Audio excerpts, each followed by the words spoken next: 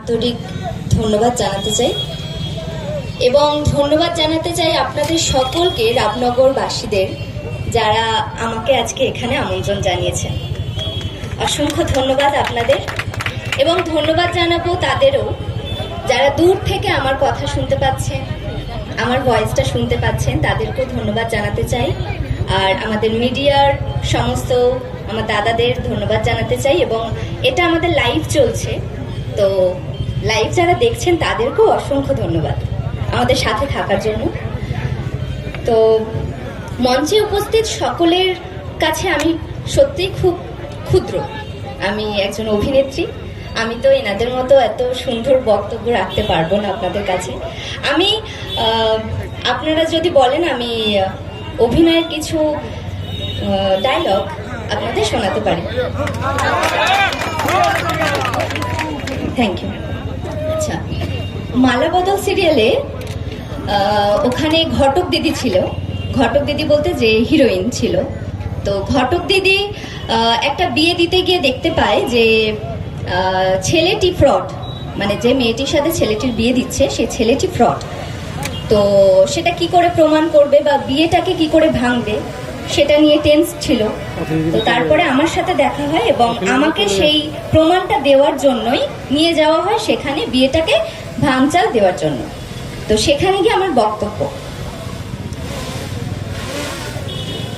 আমাকে বিয়ে করে দূরে কোনো এক অজানা গ্রামে নিয়ে গিয়ে রেখেছিল চাকরির বাহানায়।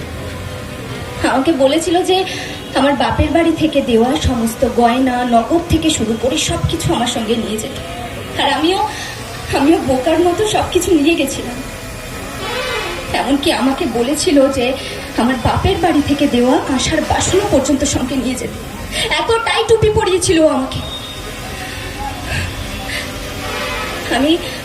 আমি অনেক কষ্ট করে কলকাতায় ফিরি। তারপর হঠাৎ একদিন সন্ধ্যাবেলা আমি দেখতে পাই যে আমাকে ঘুমের ইনজেকশন দিয়ে আমার সর্বস্ব লুট করে ওই অজ পাড়াগায় ফেলে রেখেও পালিয়ে গেছিল আমাকে ছেড়ে।